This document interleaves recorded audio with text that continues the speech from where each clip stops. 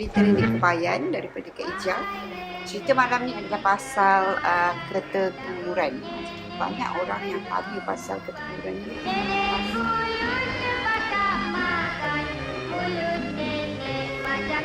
Hai, Assalamualaikum. Selamat malam. Berjumpa lagi dengan Kak Ija malam ni. Cerita Nenek Kebayan daripada Kak Ija. Cerita malam ni adalah pasal keteguran. Banyak orang yang tanya pasal keteguran, pasal baby menangis ni lah, pasal baby menangis. Selalunya keteguran ni adalah berkaitan dengan baby yang meragam lah. Jadi ramai orang yang tanya, baby saya meragam, baby saya meragam. Hai Siti Salwa, apa khabar? Minta tolong like, minta tolong share. Siapa yang dah start jeling-jeling Kak Ija tu kan, yang silau-silau. Malam ni Kak Ija ada hadiah nak bagi kat korang, bagi mereka-mereka yang bakal melahirkan tu. Kak Ija nak bagi hadiah sempena apa Kak Ija? Sempena Kak Ija punya 70,000 follower. 70,000 follower page Kak Ija ni. Kak Ija nak bagi hadiah kepada adik-adik dalam minggu ini, kerana Kak Ija nak meraihkan mereka-mereka yang dah follow Kak Ija. Jadi Kak Ija ada 7 hadiah untuk untuk meraihkan 70,000 follower Kak Ija. Hai, salam malam minggu. Malam minggu kali ni kita tak boleh nak berjimba-jimba, kena duduk di rumah sebabnya macam biasa PKP, tak boleh keluar lagi. Sebulan kita dah duduk dekat rumah ni, dah macam-macam.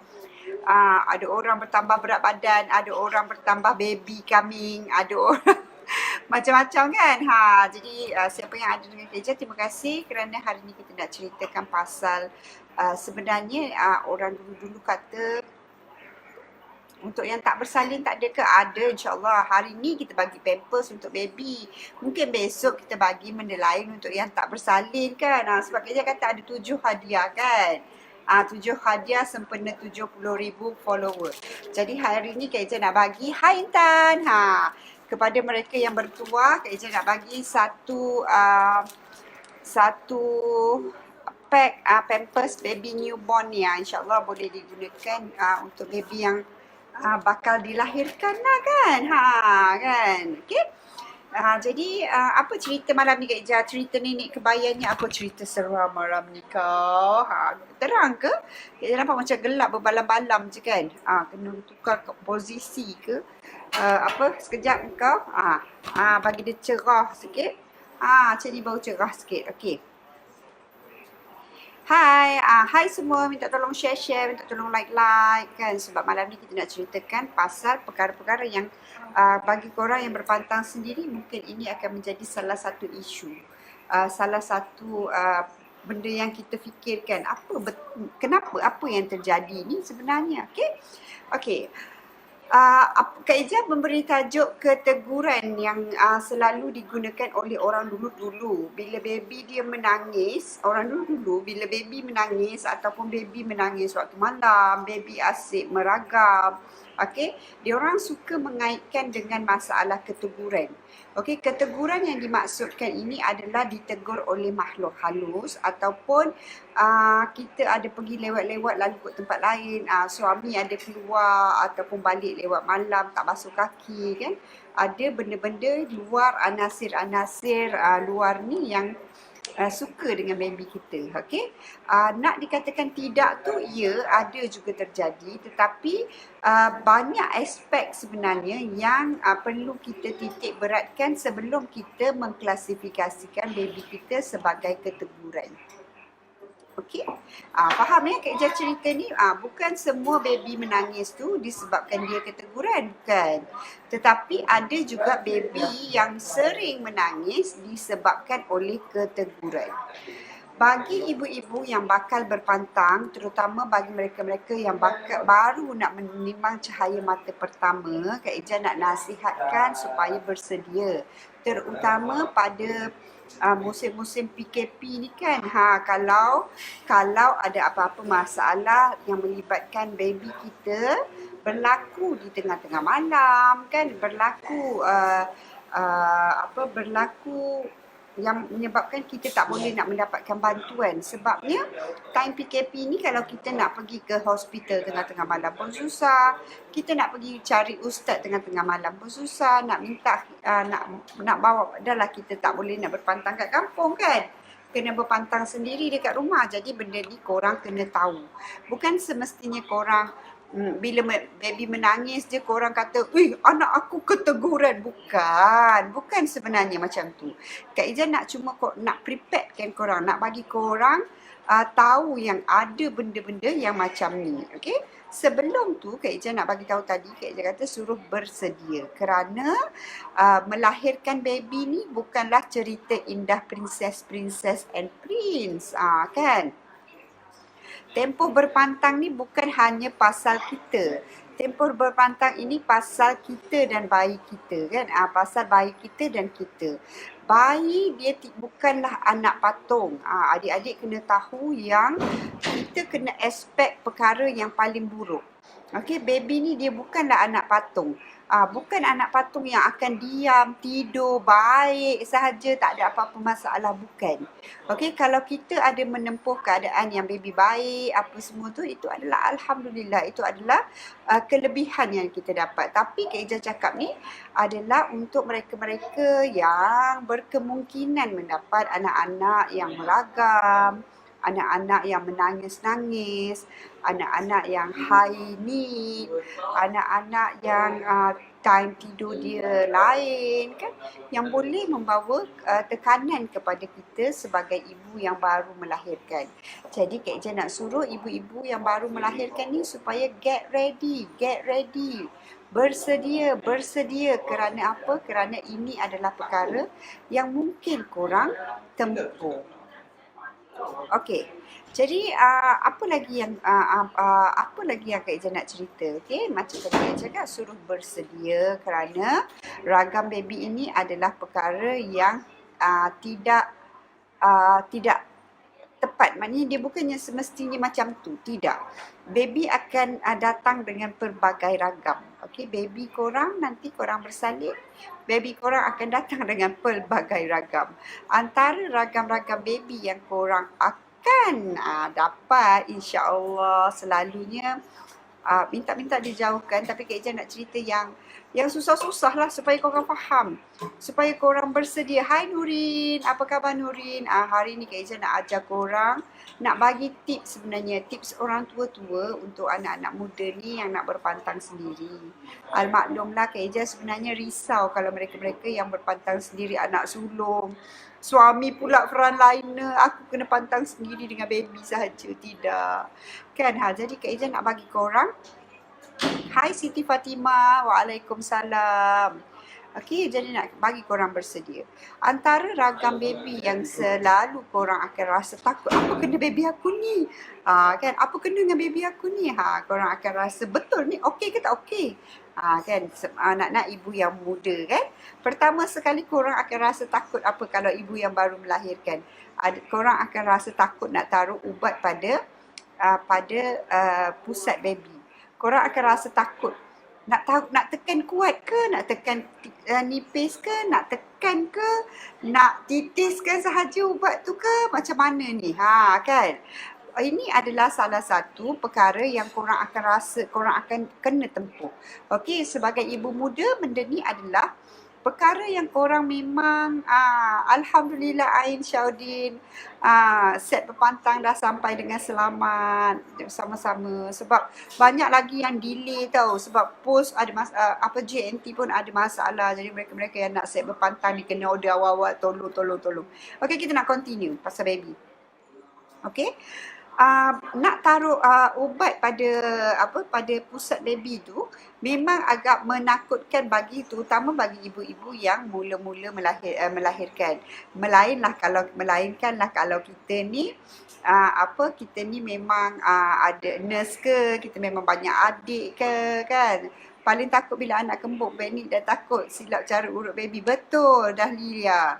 Ni yang Kak Ija nak cerita sebenarnya kat korang. Hai Zati, hai Dahlia. Terima kasih sebab join Kak Ija. Minta tolong share-share.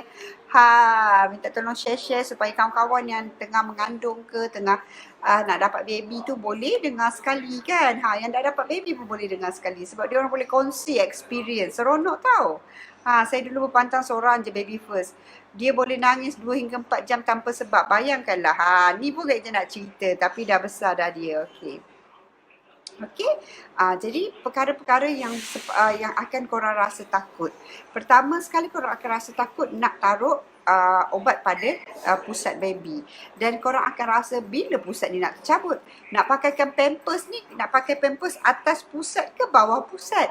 Kalau yang pakaikan pakaikan barut pada baby tu kan, barut baby tu nak ikat macam mana, korang akan rasa a bit kekok dekat sini. Tapi jangan risau, korang akan biasa. Itu adalah perkara yang paling normal, paling mudah.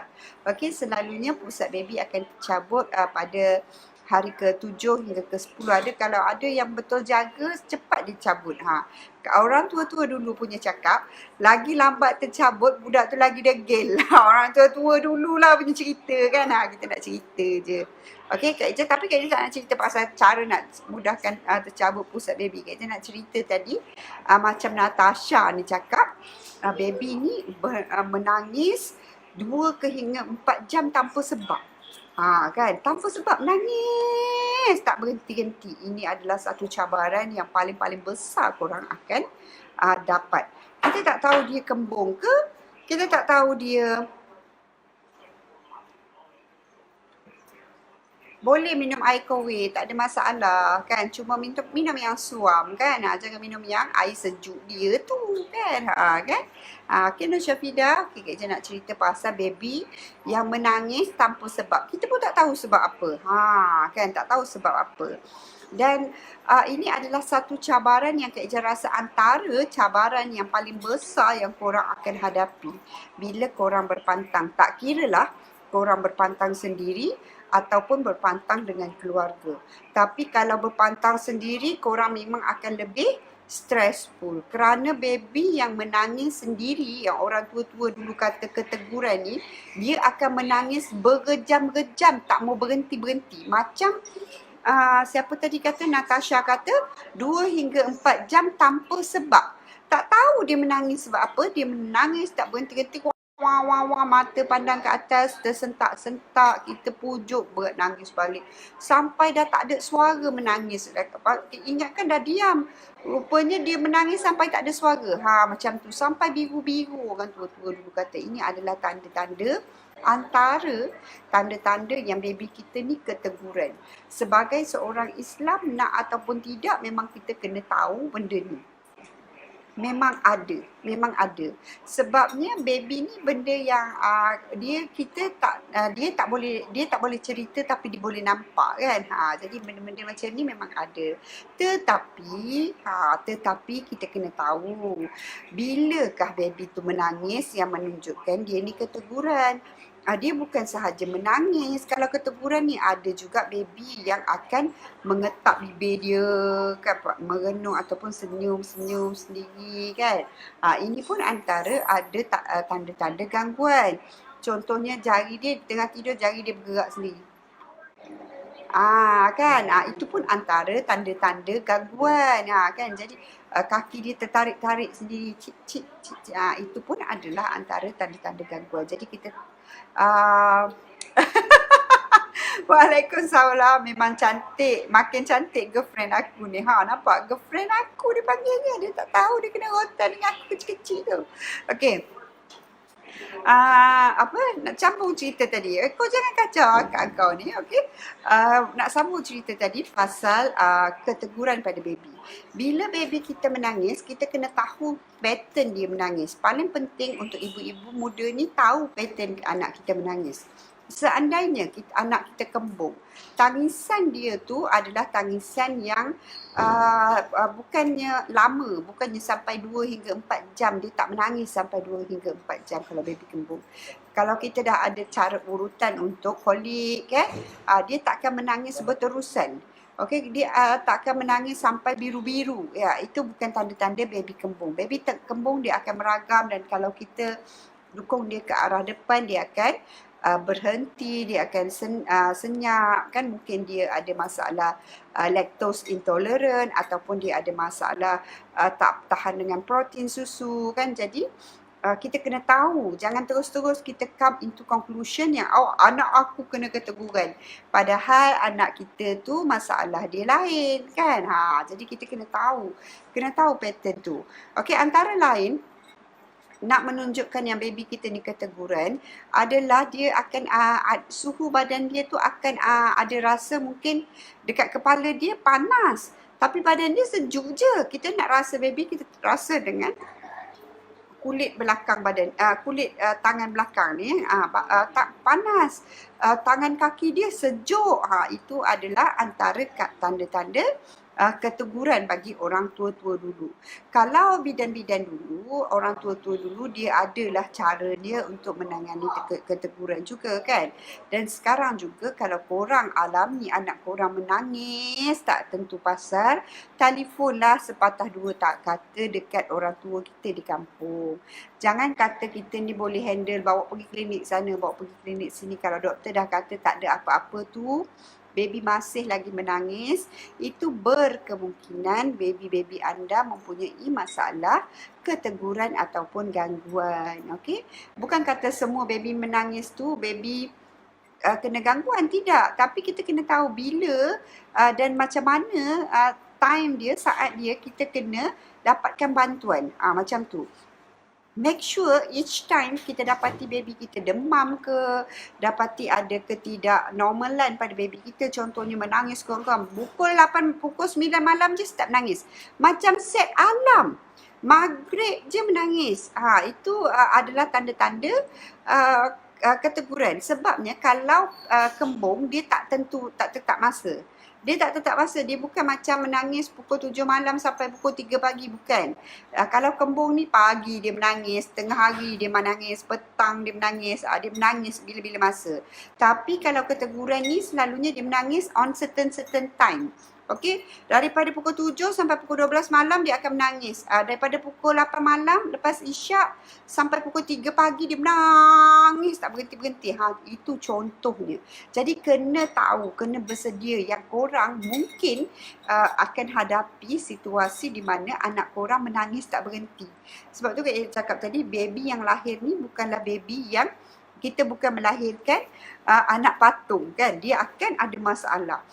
Antara masalahnya adalah menangis. Masalah baby menangis ni sangat-sangat merusingkan, terutama bagi mereka-mereka yang bagi mereka-mereka yang berpantang sendiri. Korang dengan husband je kan. Lepas tu ada pula anak lain pula kan. Anak lain pun tak faham kenapa adik dia ni asyik menangis sahaja kan. Jadi kita perlu lebih rasional, lebih bersedia. Yang Kak Ija nak suruh korang ni adalah lebih bersedia, kerana berkemungkinan, maknanya ada possibility-nya benda-benda ni terjadi kan.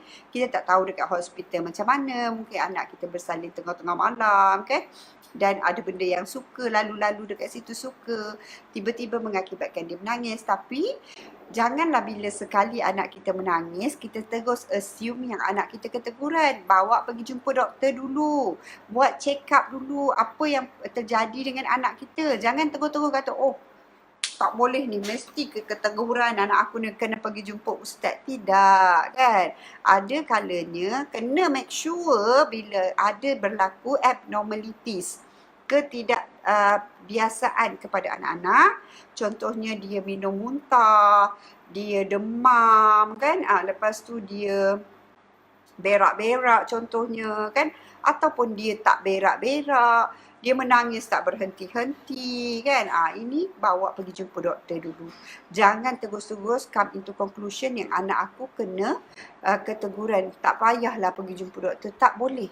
Kena make sure keadaan kesihatan dia tu dulu elok, baru kita cuba usahakan dari segi yang lain. Okey? Faham ya?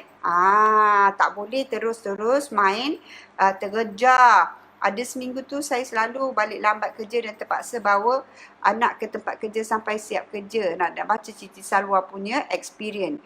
Balik mesti lalu hutan dan perkebunan dan Muslim. Hari yang kelima maghrib anak demam menggigil terus suhu 39. Tapak kaki dan tangan sejuk sangat biru. Bila dah bagi ubat reda sekejap lepas tu demam balik sampai warded. Demam still on off. Last nekat keluar ruat terus pergi jumpa Mak Bidan. Dia kata anak kena ketegulan. Lepas urut dan bagi air bacaan terus dah tak demam lagi. Ni antara pengalaman Siti Salwa. Nampak betul kan Kak Ijah cakap? Ada yang akan menempuh perkara-perkara macam ni. Dan Salwa mesti anak tu dia macam tak sihat sangat kan.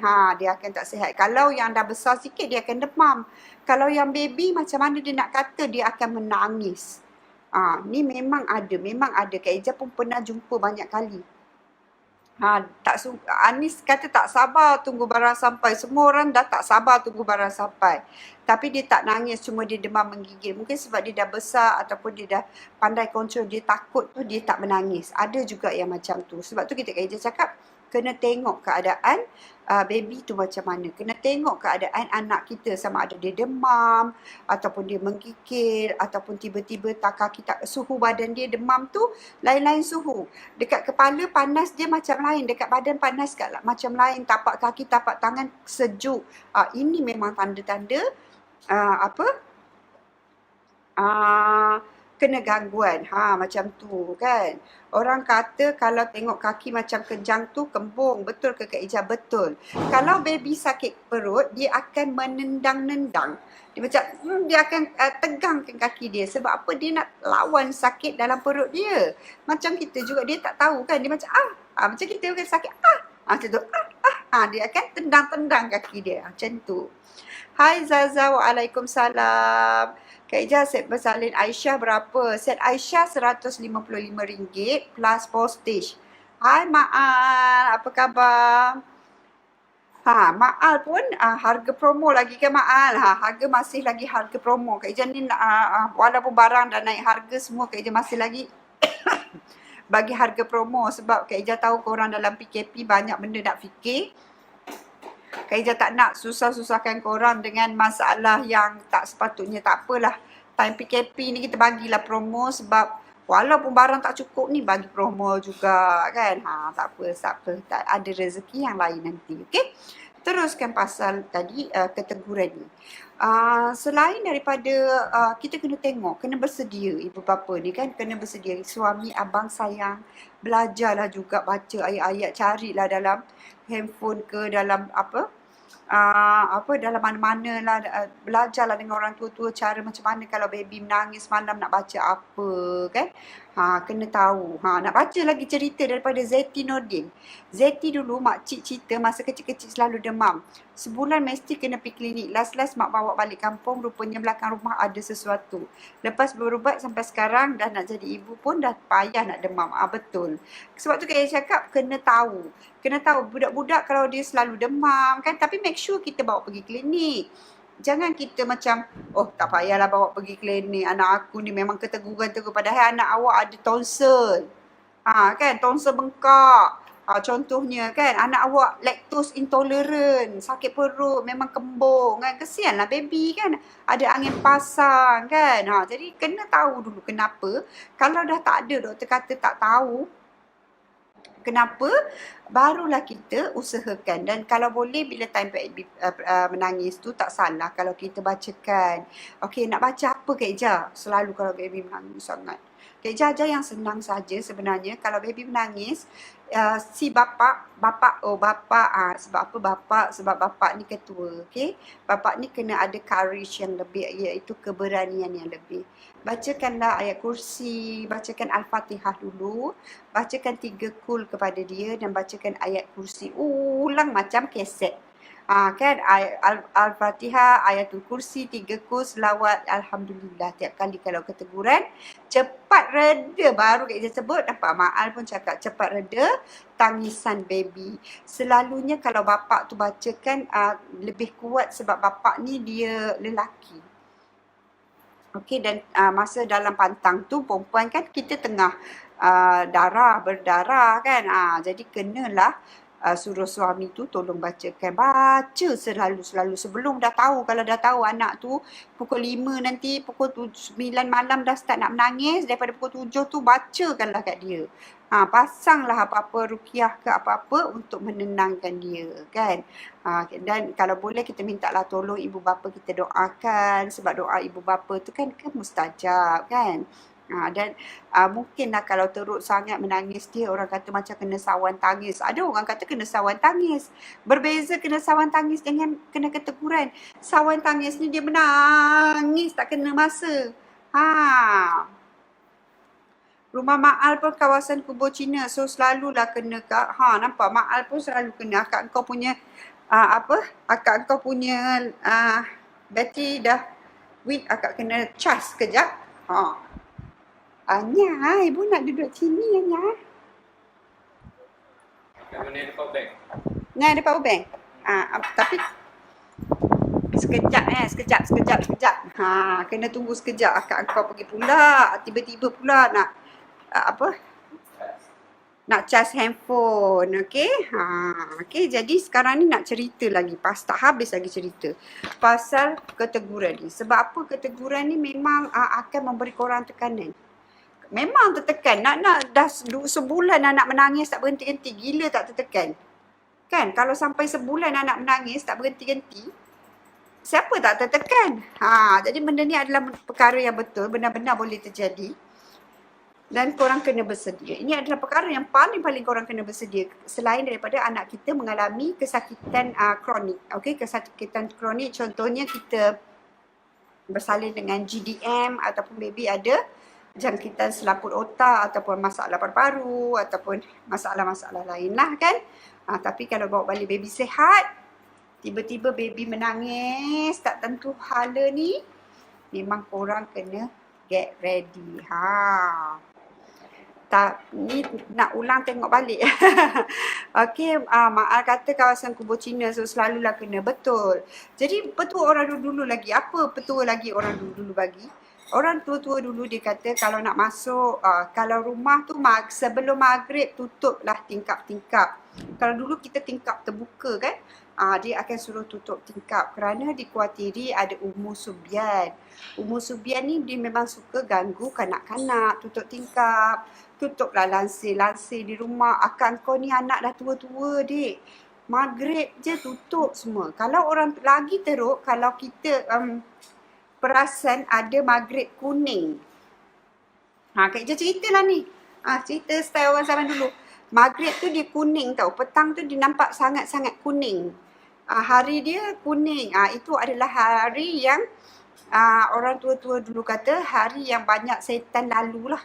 Orang tua-tua dulu punya cerita. Kalau nampak maghrib tu dia macam petang tu dah macam kuning tau. Kita punya cuaca kenapa? Kuning. Cepat-cepat dah tutup. Kerana masa tu adalah, Kak Ija tak tahu betul ke tidak, tapi masa tu adalah masa yang tak baik lah bagi orang tua-tua dulu kerana akan mudah keteguran kita. Kita pun akan mudah keteguran, baby kita apatah lagi. Akan mudah ada benda yang mengikut kita. Jadi, kena tahu. Dia akan nampak. Kak Ija pun dah tahu dah. Kalau dulu arwah atuk Kak Ija, dia selalu cakap, kalau dulu ada jenis burung berik orang panggil tau. Kalau masa zaman Kak Ija lah dulu, arwah atuk Kak Ija selalu cakap. Kalau dulu ada jenis burung ni berbunyi, dia orang akan suruh kita tepuk bantal. Dia akan suruh kita tepuk bantal. Dia akan suruh kita laga-lagakan, buat bunyi, lagakan apa-apa supaya bunyi tu hilang. Dia macam ni banyak sangat bunyi tu. Jadi ni adalah kisah orang dulu-dulu. Kerana apa? Dia takut benda tu boleh mengakibatkan kita keteguran. Dan pastinya pernah terjadi orang keteguran disebabkan situasi macam tu lah. Mungkin pada masa macam tu ramai orang keteguran ke, Kak Ija pun tak tahu. Tapi itulah yang diajarkan. Maknanya bila dia dengar bunyi burung, kita pun dengar, kita duduk kampung kan. Letak gunting dan buku Yasin bawa bantal baby. Dah lila. Okey, jom Kak Ija pun nak cerita. Nak cerita juga ni. Kan. Ini antara lain petua orang tua-tua dulu. Okey. Sambung balik. Pada zaman dahulu. Cerita pada zaman dahulu lah ni kan. Sebab cerita pasal tua. Sebab Dahlia dah tanya. Kak Ija pun nak cerita lah kan. Mami saya selalu pesan orang dulu tu guna jerangau lada hitam semasa berada di sisi baby atau kunyah sikit jerangau sapu kat betul. Betul-betul Siti Salwa. Sapu kat telinga baby, umbun-umbun, tapak kaki betul. Ini adalah betul. Ini adalah amalan orang tua-tua dulu. Kalau Kak Ija nak ajar korang, uh, terpulang nak ikut ataupun tidak, Kak Ija nak cerita supaya korang tahu, oh kenapa. Macam-macam orang tua-tua dulu buat nak bagi nak jauhkan daripada keteguran ni. Macam-macam sebabnya kalau baby dah menangis tu kan susah kan. Dulu-dulu mana nak ada kereta nak bawa baby pergi rumah ustaz kan. Susah. Kalau balik lewat-lewat masuk rumah bagi salam tu kuat sikit, benda apa ikut kita lari habis-habis. Tak ikut kita masuk rumah lebih kurang macam tu lah. Okey, Kak Ija nak cerita ni tadi pasal dia kata taruh gunting dengan Yasin bawah bantal. Pada zaman dahulu cerita best ni. Pada zaman dahulu. Okey, Kak Ija cerita ni cerita kampung lah cerita kampung. Pada zaman dahulu, kenapa orang tua-tua dulu dia suka gunakan benda-benda tajam taruh dekat baby? Okey, contohnya gunting, paku, benda tajam dan besi. Okey, benda tajam dan besi. Lepas tu kita akan taruhkan surah Yasin kan. Ini adalah kerana, okey, kita cerita kerana apa? Kerana apa datang mitos macam-macam ni kan? Kerana apa? Orang dulu-dulu akan gunakan benda tajam. Contohnya lagi daun pokok daun mengkuang. Diorang akan taruh daun mengkuang dekat bawah rumah. Diorang akan taruh daun mengkuang dekat tepi-tepi tingkap. Kalau orang dulu-dulu cerita zaman dahulu, bukan zaman sekarang, tapi ni adalah zaman-zaman dahulu. Okey, kalau mak-mak kita mungkin zaman dia kecil-kecil lah, zaman mak Kak Ija kecil-kecil lah ni kan. Sebab Kak Ija selalu dengar dia orang cerita, jadi Kak Ija pun nak kongsi lah dengan korang sementara Dahlia dah tanya ni kan. Okey, orang dulu-dulu selalu cakap, orang dulu-dulu punya cerita, mak bidan ni, diorang ada antara bidan-bidan dahulu kala yang mempunyai ilmu tau untuk perbidanan ni. Diorang belajar ilmu-ilmu. Ada orang belajar ilmu adalah ilmu yang bagus. Ada juga orang belajar ilmu-ilmu yang tak berapa bagus kan. Jadi kita kena tahu mana ilmu yang bagus dan ilmu yang tak bagus. Dan orang dulu-dulu percaya kalau nak mengelakkan daripada gangguan syaitan, contohnya kalau dulu-dulu ada hantu tau. Cerita pasal hantu-hantu ni lah, pasal hantu. Contohnya orang dulu-dulu kata kalau korang jumpa Pontianak, paku ke leher dia, kenapa kena guna paku? Jadi bila adalah diorang punya cerita yang menyebabkan diorang come into conclusion yang menggunakan benda tajam ini boleh menakutkan makhluk-makhluk yang makhluk-makhluk yang kita tak nampak ni. Masih ada lagi, Kak Ija masih pernah jumpa orang tua yang berubat bentan kan, orang tua yang berubat tumpah darah, diorang hanya gunakan dulu orang perempuan diorang akan pakai paku dekat sanggul tau. Diorang pakai paku dia panjang. Okey, orang perempuan lama-lama dululah. Kalau Kak Ija, masa Kak Ija muda tu mungkin nenek yang berusia 80 tahun kan, dulu diorang ada penyucuk sanggul. Selain daripada tu diorang ada paku. Dan paku ni mungkin diorang buat alat pertahanan diri. Mungkin juga diorang buat alat untuk mengelakkan gangguan. Kita pun tak tahu kan. Kita pun tak tahu apa. Tapi pokok limau, apa-apa yang tajam. Betul, kalau orang Sabah, nampak Mak Al kata orang Sabah guna pokok limau, apa-apa yang tajam kan. Sebab apa? Sebab dulu ada hantu penanggal tu, orang tua-tua kata. Orang tua-tua punya cerita lah. Dia ni tak suka kepada darah baby dan darah ibu mengandung. Orang tua-tua dulu punya cerita. Okey, jadi yang diorang takut adalah benda-benda tajam ni sebab dia takut terlekat dekat dia punya usus perut tu. Macam tu. Dulu punya cerita lah kan. Nak percaya, tak nak percaya sudah sebab ni cerita dongeng. Bukan nak kata cerita dongeng pun tak tahulah. Tapi ni cerita orang dulu-dulu. Jadi orang tua-tua pun memang akan pakai. Kena letak penyapu lah bawah buai. Memang kena. Penyapu ni untuk halau binatang contohnya ular kan. Dia ada, setiap benda dia ada dia punya Orang tua-tua panggil gu. Contohnya kalau ular masuk rumah kita panggil buluh. Ular dengan buluh. Lipan dengan apa Kak Ija dah lupa, dia ada gugu dia. Jadi letak penyapu dekat pintu, betul kan? Letak penyapu, sendal penyapu dekat depan pintu rumah, betul. Kak Ija atuk Kak Ija penuh full of benda-benda macam ni.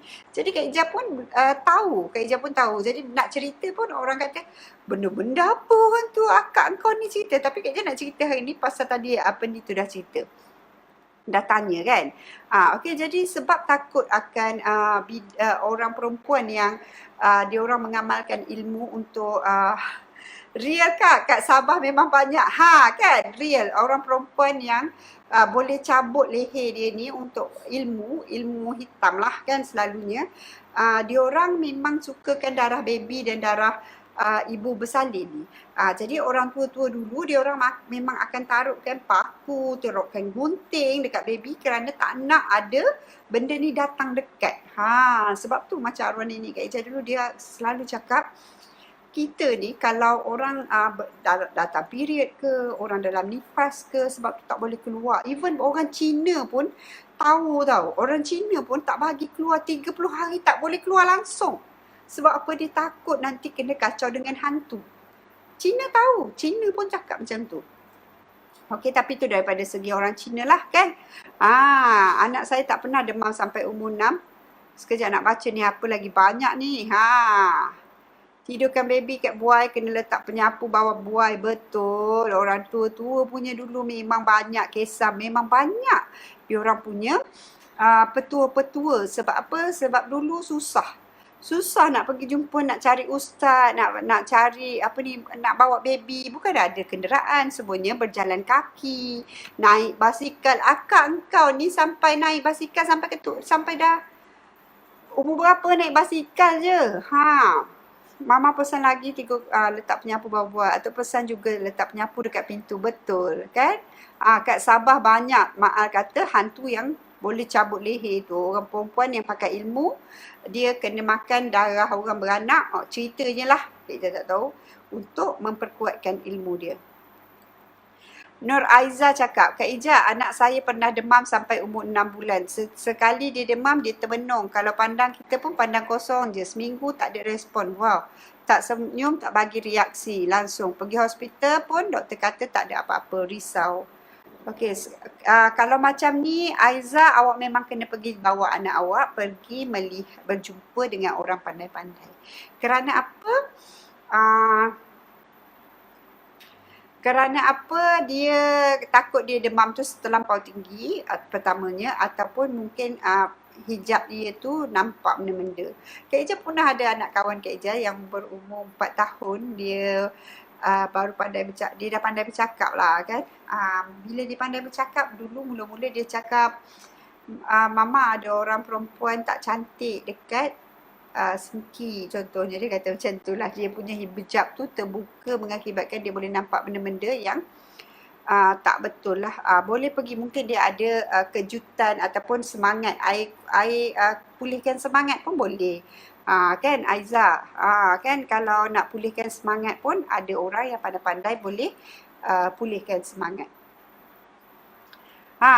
Anu kata, arwah atuk pun ada juga cerita kisah penanggal tunggu bawah rumah tempat ibu bersalin. Betul, Kak Ija cerita ni bagi korang. Best dengar Kak mengomel amalan dulu-dulu. Saya suka dengar orang tua-tua cerita amalan mereka. Tapi Kak Ija muda, apa yang boleh diamalkan? Ada yang hanya boleh disimpan sebagai pengetahuan. Betul, Kak Ija pun tak ada apa-apa amalan. Kak Ija pun tak ada apa-apa amalan. Cuma atuk Kak Ija cuma ada ajar Kak Ija kalau anak menangis. Kalau sebab dulu pernah sekali anak Kak Ija menangis sampai biru-biru, macam Kak Ija tunjuk pandang ke atas macam tu kan. Jadi macam Kak Ija cakap, ajar bacaan ayat kursi, baca 3 kul, baca Al-Fatihah kan, banyakkan berselawat, macam itulah. Jadi memang Kak Ija pernah tengok lah kalau cerita pasal anak menangis, Kak Ija pernah tengok.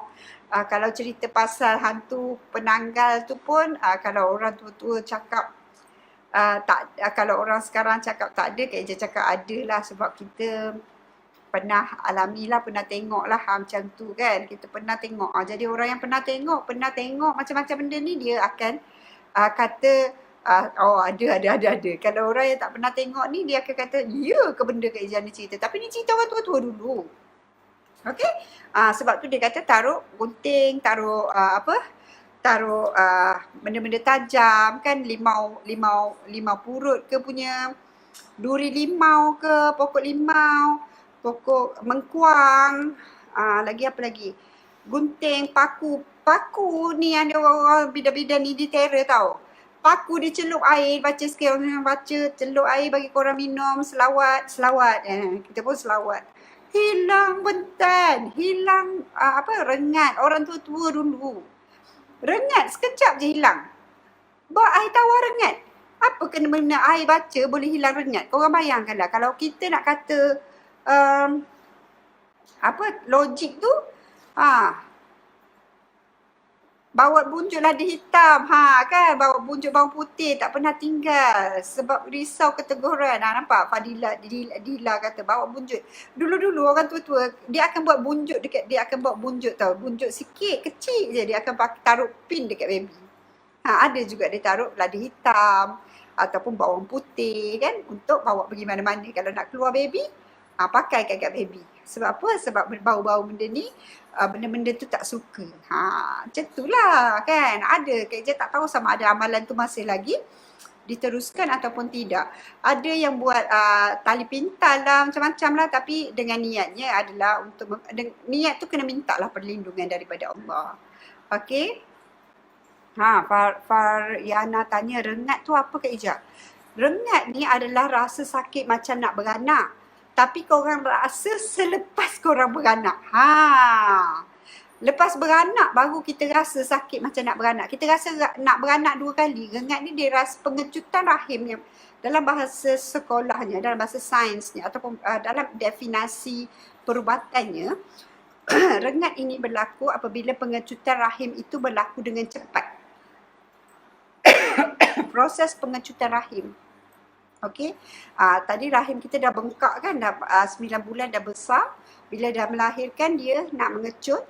Jadi nak mengecutkan dengan cepat tu dia akan jadi sakit. Dia tiba-tiba nak push kecut. Jadi dia agak sakit macam contraction macam tu.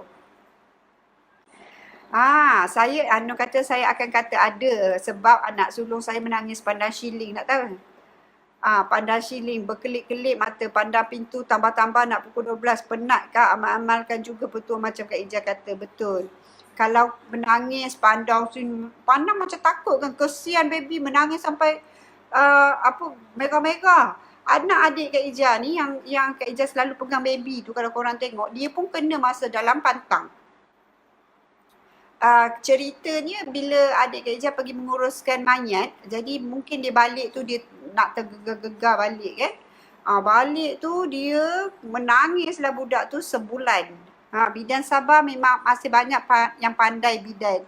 Ma'al pun macam-macam juga. Alhamdulillah tak ada yang karut dia banyak baca Al-Quran. Tapi diorang ni ada keistimewaan sikit kan. Orang dulu dia punya bidan. Kak Ijah nak cerita pasal bidan lah sebab Kak Ijah tengok kan. Kak Ijah tengok.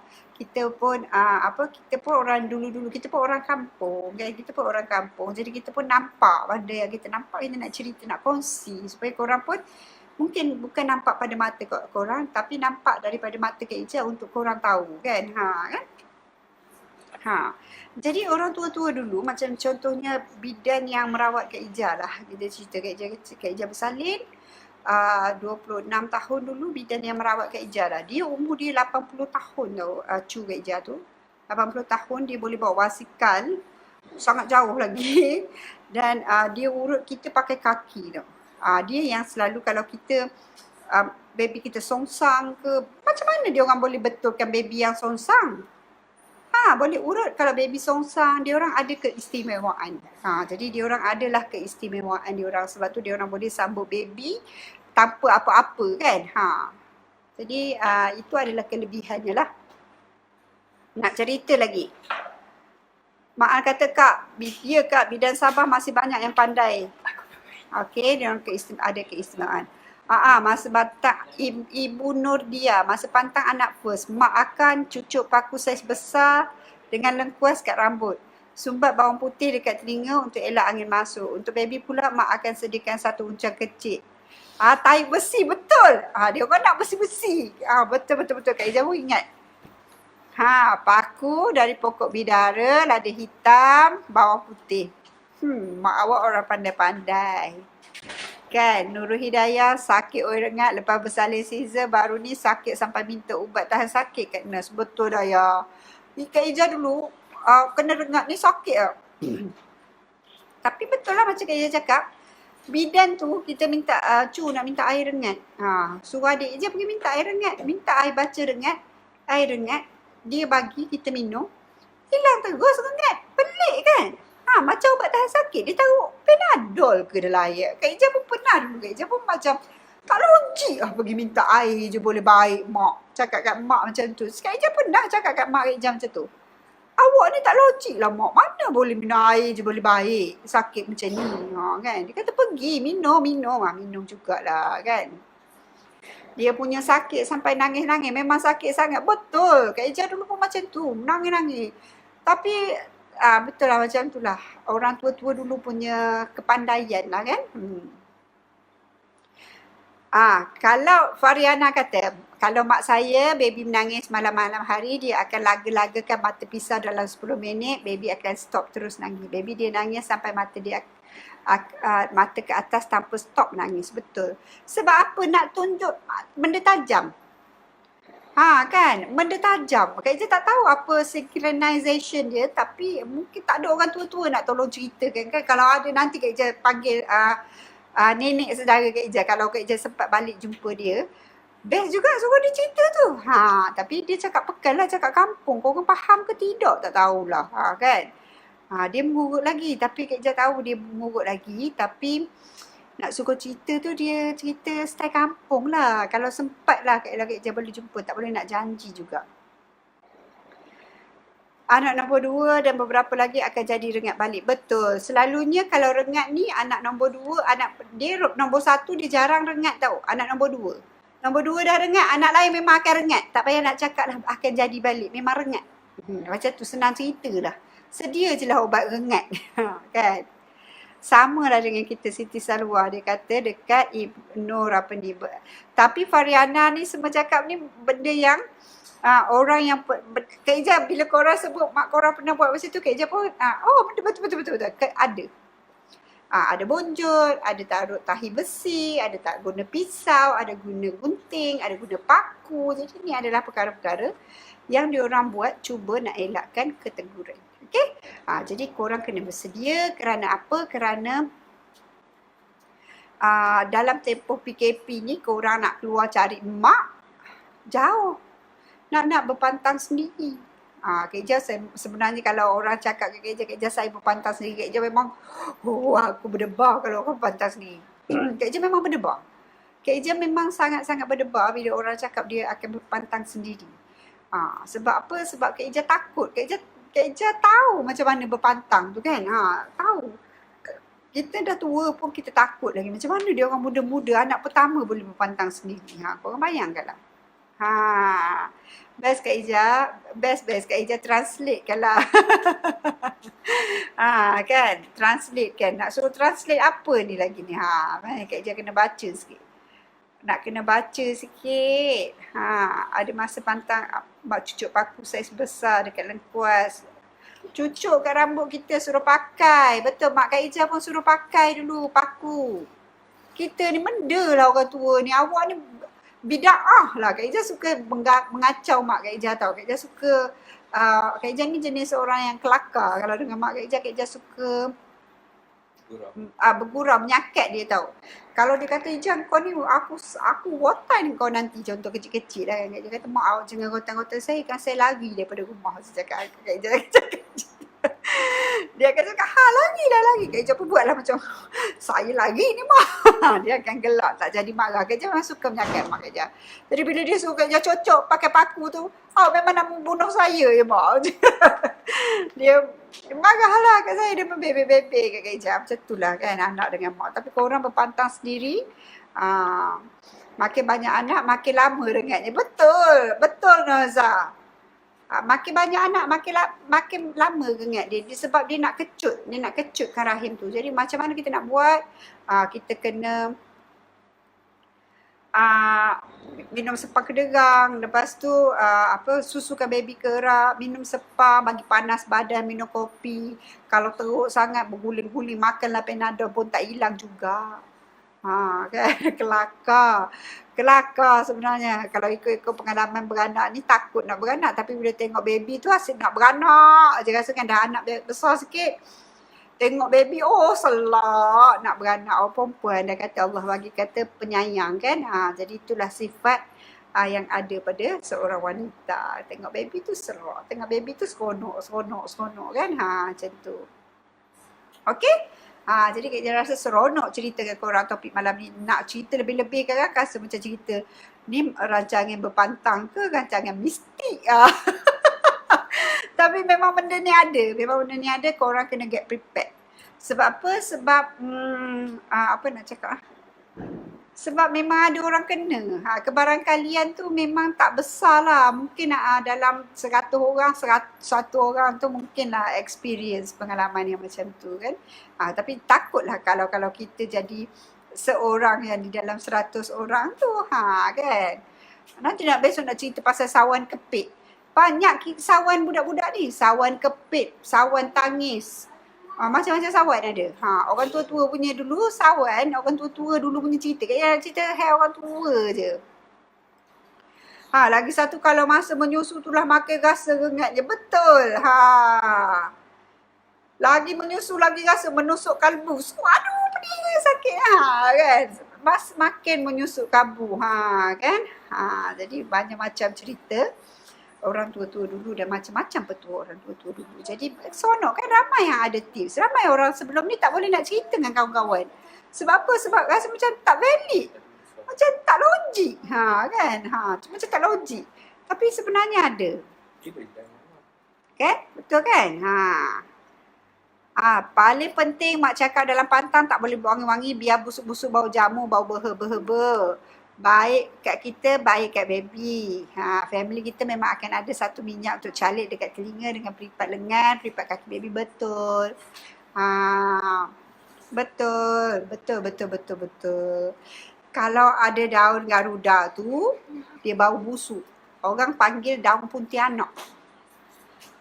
Orang tua-tua dululah. Kan? Tapi ni betul. Ni pun antara yang dibuat orang dulu-dulu. Dia taruh dalam minyak, dan dia cari belakang ni dekat pelipat, belakang pelipat bawah lutut, untuk baby tak bagi benda-benda ni suka bau dia. Sebab bau dia tu busuk, kalah bau darah kita.